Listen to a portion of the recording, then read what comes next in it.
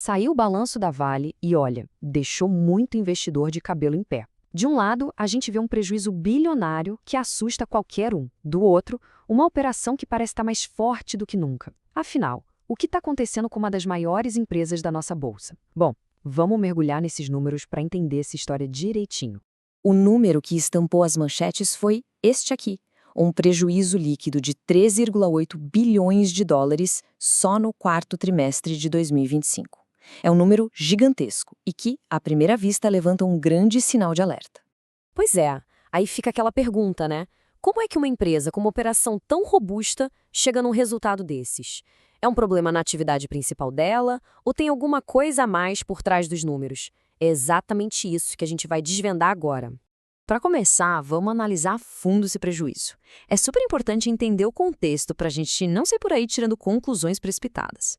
E o que torna esse número ainda mais impactante é a comparação. Pensa só, a Vale simplesmente saiu de um lucro de quase 3 bilhões de dólares no trimestre anterior para essa perda bilionária.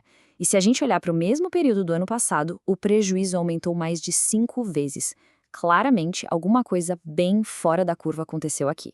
Então, chegamos ao ponto crucial. O que causou esse rombo todo? E a resposta, olha que interessante, não está na venda de minério de ferro ou de cobre.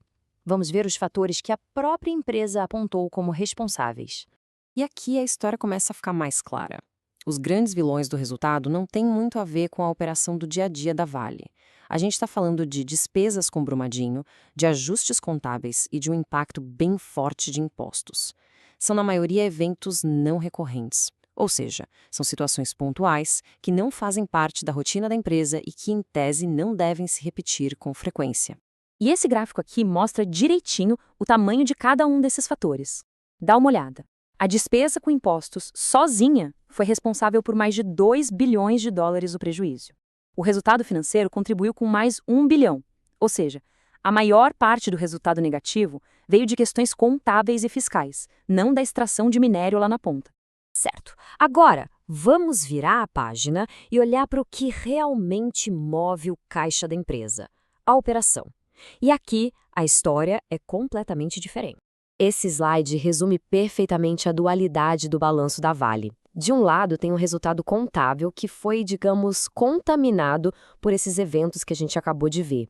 Do outro, tem um resultado operacional, que mostra um negócio saudável, com receita e geração de caixa crescendo. E os números não mentem. Na comparação com o mesmo trimestre do ano anterior, a receita líquida da Vale subiu 9%. Já o EBITDA pro forma, que é basicamente uma medida do potencial de geração de caixa da operação principal, saltou impressionantes 17%. Isso sinaliza que o coração do negócio continua batendo forte. E esse bom desempenho operacional veio de todos os lados. A produção dos principais metais da companhia, o minério de ferro e o cobre, cresceu 6%. E mais, a Vale conseguiu vender seu cobre por um preço 20% maior que no ano anterior, o que, claro, impulsionou ainda mais a receita.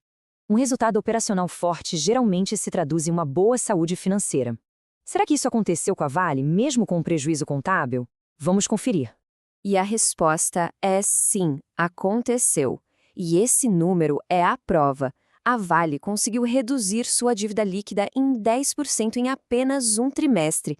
A dívida caiu para 11,2 bilhões de dólares. E como isso foi possível? Simples. A operação da empresa gerou tanto caixa que sobrou dinheiro para pagar dívidas, mesmo depois de todos os investimentos. Isso é um sinal de grande disciplina financeira.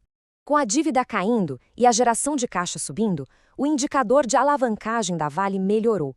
Pensa assim, a empresa agora precisa de menos tempo de sua geração de caixa para pagar toda a sua dívida. Isso significa que ela está mais segura e com uma posição financeira bastante sólida. Ok, então a gente viu os dois lados da moeda, o prejuízo contábil e a força operacional e financeira. Agora, como o mercado de ações e os analistas estão interpretando tudo isso?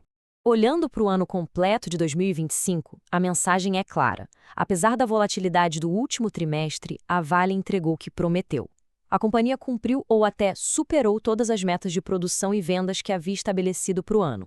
E essa frase resume bem o sentimento geral dos analistas. O resultado no papel, ou seja, o prejuízo contábil, foi decepcionante. mas ele não foi suficiente para mudar a visão de longo prazo sobre a empresa, porque os fundamentos operacionais que realmente importam para a tese de investimento permaneceram sólidos. Para fechar, vamos olhar alguns indicadores. O P sobre L, o preço sobre lucro, parece alto, mas isso é porque o L de lucro foi afetado por aqueles eventos não recorrentes que a gente viu. Já o dividend yield, que é o retorno em dividendos, está em quase 9%, um número considerado bem atrativo. Isso mostra que, apesar do prejuízo no papel, a empresa continua remunerando bem seus acionistas. Os outros indicadores ajudam a compor o quadro completo para uma análise mais profunda. E chegamos à pergunta final, que resume toda essa análise.